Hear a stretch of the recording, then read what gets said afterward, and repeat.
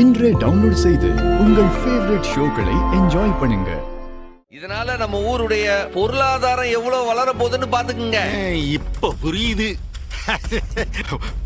பொண்டாட்டியை வச்சு ஆஸ்பத்திரியை நிர்வாகம் பண்ணி காசை கொள்ளையடிக்க பிளான் பண்ணுறாரு உங்க பிரசிடென்ட்.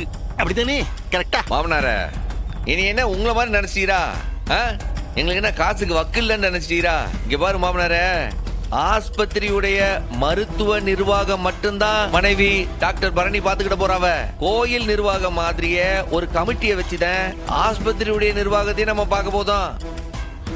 அதே மாதிரி ஆஸ்பத்திரி நிர்வாகத்துக்கும் ஒரு கமிட்டி அமைச்சு அதுல ஒரு 15 பேரை தேர்ந்தெடுத்து அதுக்கு ஒரு தலைவரை வச்சு அவங்க எடுக்கிற முடிவு தான் கடைசி முடிவு.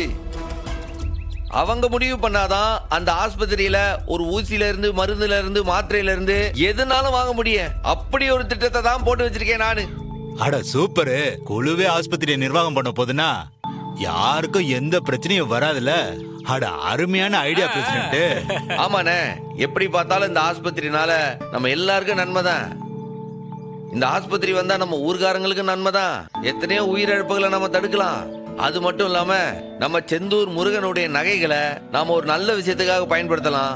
அது மட்டும் இல்லாம அந்த நகைகளை எங்கிட்டும் போகாம பத்திரமாவும் இருக்க போது. என்ன சொல்லுங்க? Super super president. Super super idea. நன்றி நன்றி.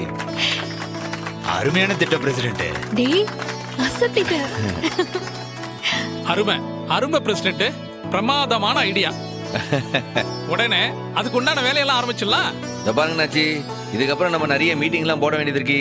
இந்த ஆஸ்பத்திரி பத்தி, இந்த குழு அமைக்கிறத பத்தி தீர்மானமான முடிவு எடுக்கணும். அதுல உறுப்பினர்களை சேர்க்கணும். அதுக்கப்புறம் நாம அதை சட்ட ரீதியா வேற போய் பதிவு பண்ணணும். பேங்க்ல போய் அக்கௌண்ட் ஓபன் பண்ணணும். நிறைய வேலைகள் இருக்கு. அதுக்கு நீங்க எல்லாரும் ஒத்துழைக்கணும். அதுக்கு நன்றி நன்றி. டேய், இப்ப நம்ம ஹாஸ்பிடல் கட்ட போறோம்.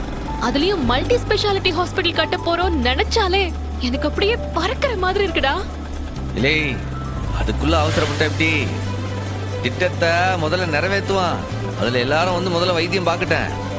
வைத்தியம் பார்த்து குணமடைஞ்சவங்களாம் வாழ்த்துவாங்களா? அப்ப இன்னும் பறக்கிற மாதிரி இருக்கும்ல உனக்கு. ஆமாடா.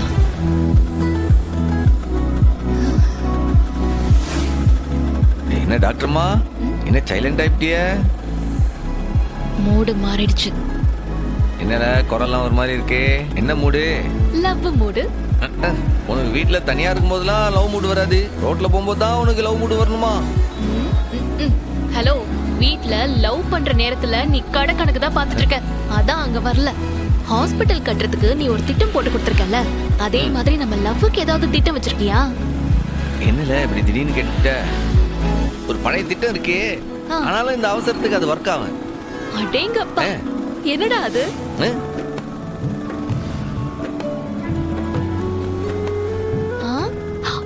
இப்ப பாரு எப்படி ஒர்க் ஆகுதுன்னு.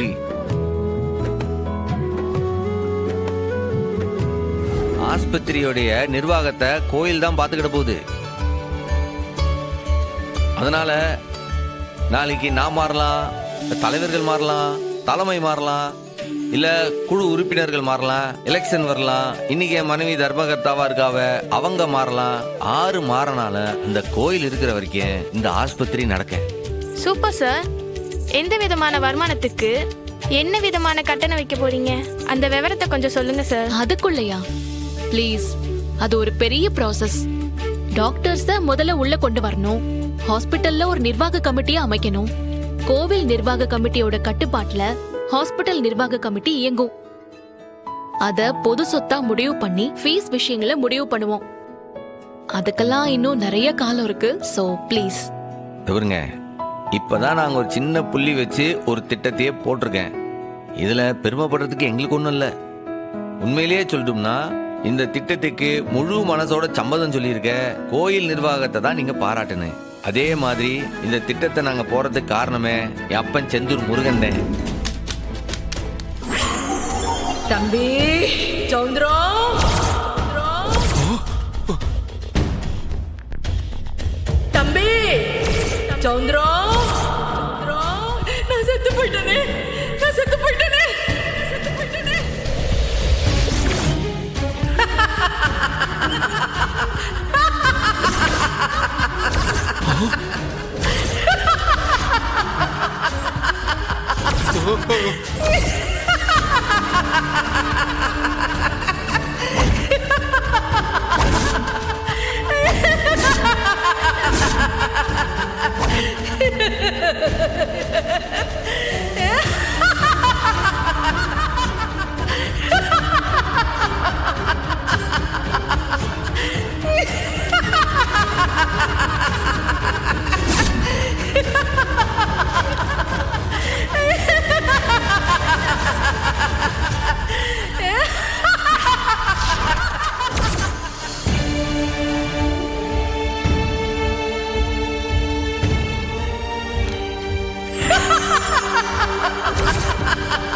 ஐயா என்னையா இது பெரிய ஆச்சரியமா இருக்கு. ஆத்தா பேயி சுச்ச தட்டுனா வருது, சுச்ச தட்டுனா போகுது. என்னையா இது? கிளே சனியா, ஒண்ணும் புரியலையே ஐயா. இது பேய் இல்லலே, பித்தலாட்டம். பெத்த பிள்ளை பாசம் காட்ட மாட்டீங்களான்னு வார்த்தைக்கு வார்த்தை சொல்லிட்டே இருந்தல. பாரு பெத்த பிள்ளை செஞ்சிருக்கிற காரியத்தை பாத்தியா? இப்படிதான் அக்காவை பேயா இந்த வீட்டுக்குள்ள வர வச்சிருக்கா. உலாவிக்கிட்டு இருக்கா இந்த வீட்டுக்குள்ள. ஐயோ எங்க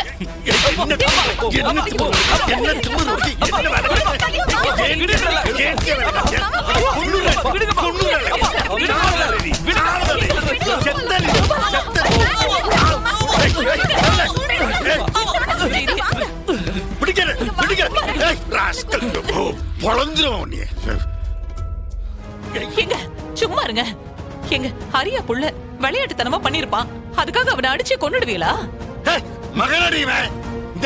இந்த மெஷினை வச்சு என்ன உறங்க விடாம பண்ணிருக்கா. இவன் மகனா இவன் எனக்கு. ஐயோ, பாக்க நீயே. ஆமா நான் தான் செஞ்சேன். அதுக்கு என்ன இப்போ? இல்லங்க ஏல அறிவு கிட்டவன உனக்கு இன்னும் சின்ன புள்ள நினைப்பா. எதுக்குல அப்படி செஞ்ச? ஏன் செய்யக்கூடாது? ஏன் நான் செய்யக்கூடாது? என்ன சொன்னா குட்டி சூடாமணி நம்ம வீட்டு வாரிசு. அந்த வீட்டை விட்டு இந்த வீட்டுக்கு வர மாட்டாளான்னு அம்மா அழாத நாளே இல்ல. முறைப்படி வர வைக்கிறதுக்கு இவர் எவ்வளவு டார்ச்சர் பண்ணாரு. இவர் செஞ்சது மட்டும் நியாயமா சொல்லுனா? இல்ல அதுக்கு இப்படி எல்லாம் செய்வ. ஏன் செய்யக்கூடாது? ஏன் செய்யக்கூடாது? நான் பிளான் போட்டு தான் பண்ண. இந்த பாருங்க, இவர கொஞ்ச நாளாவது அலற விட்டல. அத பாக்கும்போது எனக்கு சந்தோஷமா இருந்தது.